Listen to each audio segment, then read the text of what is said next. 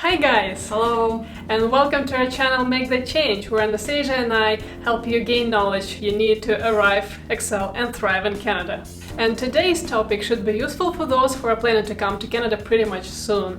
Whether alone or with family, these steps should be universal. So if you like to plan ahead, and you certainly should, especially if you're moving to another country, or you've already started thinking about your first days in Canada, this video is your next destination. But before we proceed, just a quick reminder to subscribe to our Facebook group, as well as to our weekly newsletter, where you can get all the information about living and thriving in Canada. Links in the description box below. And without further ado, let's get started.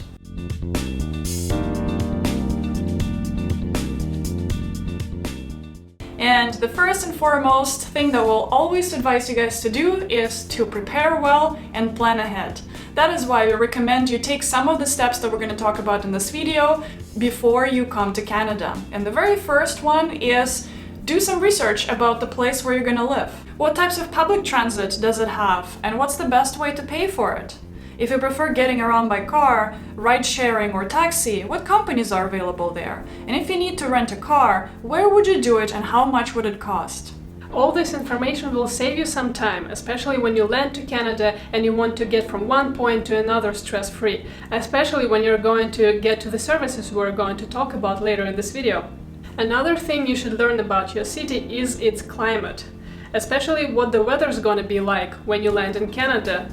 It might influence what clothes you should bring, and it might even influence your first few weeks in Canada. And last but not least, do some research about some neighborhoods in the city where you're moving to.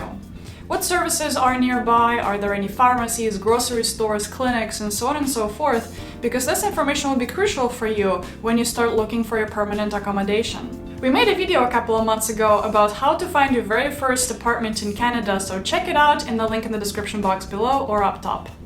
When doing neighborhood research, look up statistics about safety, schools if you have children with you, green spaces, shops and entertainment, and other parameters important to you. So before you even visit those neighborhoods once you're in the city, you already know what to expect and what parts of town you prefer to live in.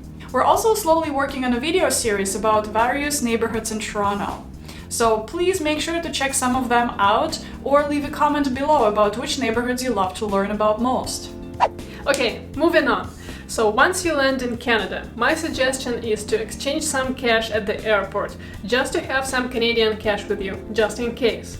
Or if you can exchange some cash in your home country, you can do that as well. It will give you some peace of mind, since currency exchange fees can be pretty high at the airport. And once you leave the airport, the next step for you should be to go to your place of temporary accommodation and just have some rest. Because depending on where you're from, you might experience jet lag, and a good rest will allow you to have fresh mind and enough power to conquer your next step in Canada. So your first steps should be the following. Visit a newcomer or settlement service. Get your Canadian SIM card and phone number. Get your social insurance number. Open a bank account. Get a Medicare card. Get your driving license or photo ID. Start looking for a job and a permanent place to live. Register your children in school. And the last one is optional, but I recommend it. Find a public library close to your home and language courses. It's an extensive list, so you'll be pretty busy in your first couple of weeks in Canada, which I think is great. It will allow you to hit the ground running right away and start assimilating in Canada. You'll be talking to a lot of people, gathering a lot of new information to you, and applying that information right away. So now, let's talk a little bit about each one of the points in more details. So your first step in Canada should be to visit a newcomer or settlement service in Canada. This is actually optional, but I personally highly recommend it. That's why I put it to the top of my list. When you arrive in your city, just Google the closest location of a Newcomer Information Center and pay them a visit. And also, please check the description box below this video for a link of list of newcomer services that are funded by the Government of Canada. I already mentioned it in my video about moving to Canada alone, that if you're coming to Canada with PR status, you will get an accompanying letter with your visa. That letter will contain the same link to pre-arrival and newcomer services in Canada. Those services are free of charge as they are funded by the Government of Canada, and they contain a bunch of useful information about how to look for a job, write your Canadian resume and cover letter, how to go through a job interview successfully, how to register your kids to school, how to find your first accommodation, and so on and so forth. So basically all the major steps that we're going to discuss in this video. The benefit of visiting Newcomer Information Center is that you can sit down with a specialist and discuss all the questions and concerns that you might have. And they will also give you a bunch of booklets with useful information, which will give you a lot of confidence and boost your self-esteem so you can use this information and go and conquer your next steps in Canada. The next important step for you is to be able to take calls so that you can communicate to different services in Canada. That is why we recommend you to get a SIM card next. We hope that you're already doing some research about which providers and phone plans are available in the city where you're moving to. We recommend to also give a call to a couple of providers and try to negotiate a really nice offer. Some of them have some good promotions and maybe even deals for newcomers. So the next step for you there will be to go to the nearest location of the provider that you've chosen and get a local SIM card. And if you're not sure whether your phone supports Canadian SIM cards, go to this link below and verify if that's the case. It's important to do some research about phone plans available in your location because phone plans in Canada are very expensive. And once you arrive to Canada, presumably you don't have a job yet, and you want to make sure that every single penny counts. And when you arrive to the cell phone store, make sure you bring a piece of ID with you because you'll need it when you're registering a cell phone plan. Your next step would be to get your social insurance number, or SIN. SIN is a 9-digit number that you need to work in Canada and to have access to benefits and programs provided by the Government of Canada. Every person who is a Canadian citizen, a newcomer, or a temporary resident has to have a SIN. An employer cannot legally pay you unless you have a SIN number. A SIN number is issued to one person only, and it cannot be used by someone else. You are responsible for protecting your SIN. You don't have to carry your SIN number with you all the time. And please check the description box below to the link with information about how to protect your SIN and who can ask for it. This is going to be a pretty easy step. You'll need to go to the nearest location of Service Canada and get your SIN number. Or you can also do it online or by mail.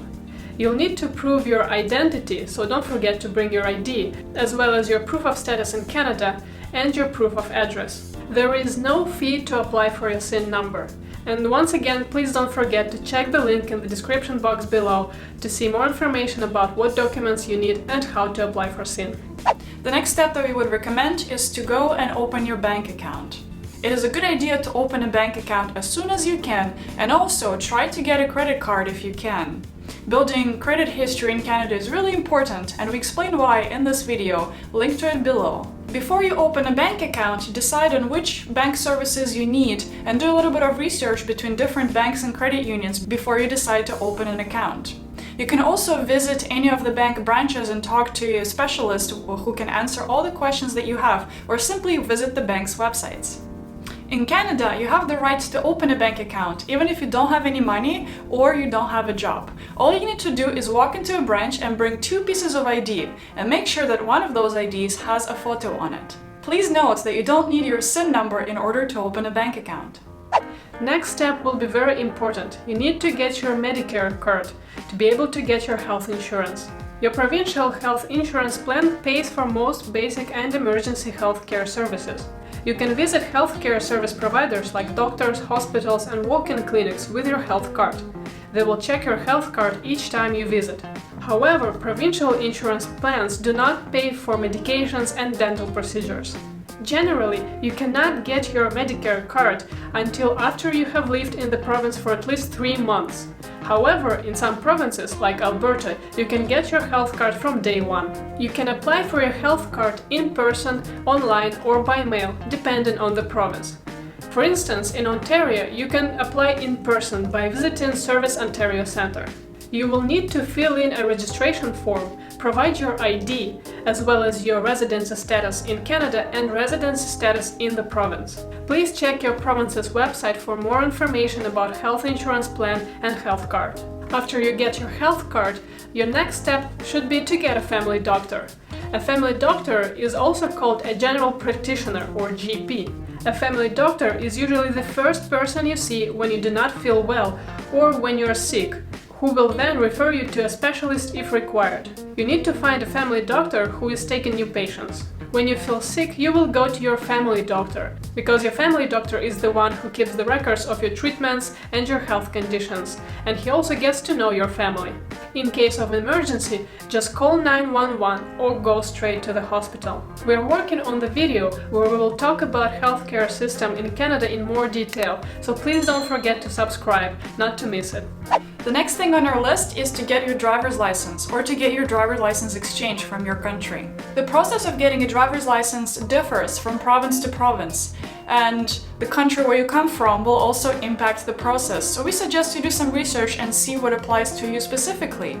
The fees will also differ depending on which province you're in.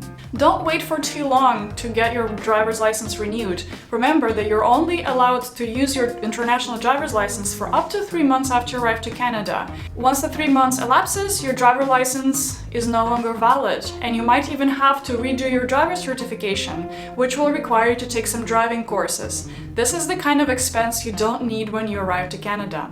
Once you get your driver's license, you can start using it as your main ID in Canada. It is a perfect ID to use because it has your name, your photo, and your address on it. If you don't drive and don't plan on driving in Canada, you can get a provincial photo ID for just a small fee. And I will give you a personal word of caution. Do not use your permanent residence card as your main ID, because if you lose it, you'll be in trouble. It'll take a while for you to get a new card, and if you need to travel at that time, you will not be able to do so, because the PR card is the main piece of ID you use to enter Canada before you get your citizenship. And next would be to start looking for a job and a permanent place to live.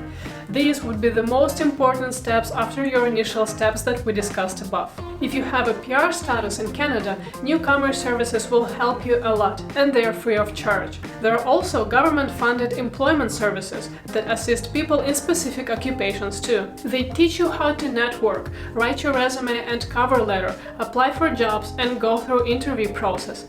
They usually have extensive network as well, so they can help you and find you job openings in different companies. The employment service I went to is called Access Employment, and I really appreciate their time and help. But before that, before I even came to Canada, I went through a program by one of pre-arrival services. You can find links to those in the description box below. And we're also working on a set of videos about job search in Canada, so don't forget to check them out too. Along with your job search, you should start looking for a permanent place to live. We made a separate video about that, so you can check it out here, or we will leave the link in the description box below. While you're looking for your job in Canada and a permanent place to live, please dedicate some time and learn about your rights as an employee and as a tenant in Canada. Newcomer services can help with that too. They can provide you some useful information, or they can guide you to where you can find that information. If you have children, your next step will be to register your kids for school. In Canada, all kids between the ages 6 and 18 must be enrolled in school. Most children begin their education in kindergarten, starting the age of 4 or 5 too. The specifics of education system will differ from province to province, so we recommend to do a little bit of research about the province where you're moving to. In order to enroll your child in a school, you have to call the school board. Once you call the school board, you can also ask them where the nearest school is and ask for any details needed to enroll your child. Some schools have special programs or even wait lists. Most schools in Canada are public and are free of charge, unless you want to enroll someone in the private school. Generally, there are 4 publicly funded school systems: English Public, English Catholic, French Language Public, and French Language Catholic. Different local school boards manage the schools in each system. The school board can tell you the names of the schools that your child can attend. All children can attend school, regardless of their immigration status in Canada. The immigration status of children, parents, or even the legal guardian does not affect the kid's ability to attend Canadian school. Okay, and this step is one of my favorites because it's just so much fun. I really suggest you to get a library card in one of your closest public libraries and also enroll in language courses. Libraries work great in Canada. You can borrow books, movies, music, have access to online educational courses and material, print documents, and participate in community events. Some bigger libraries have amazing facilities that you can use, like music rooms with musical instruments that you can practice, or design rooms with 3D printers and computers, or private soundproof rooms where you can study, and so on. And if you feel like you or someone in your family need to improve their language skills, you can enroll into English or French classes free of charge if you're a permanent resident. In Quebec, for example, you can even get a stipend if you enroll into French language course full-time. This list is not finite. You can always add to it. For instance, if you're an engineer, some of your next steps will be dedicated to getting a license in your field.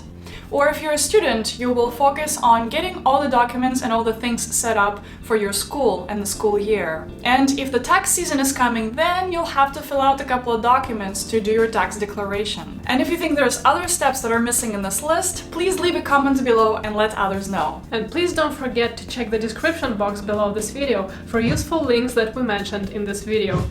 And also to join our Facebook group and subscribe to our weekly newsletter. And if this video was helpful, please don't forget to smash the like button below and subscribe to this channel. We have so much more useful content to come. And your support helps our channel tremendously. And that's it for today, guys. See you next time and take care. Bye!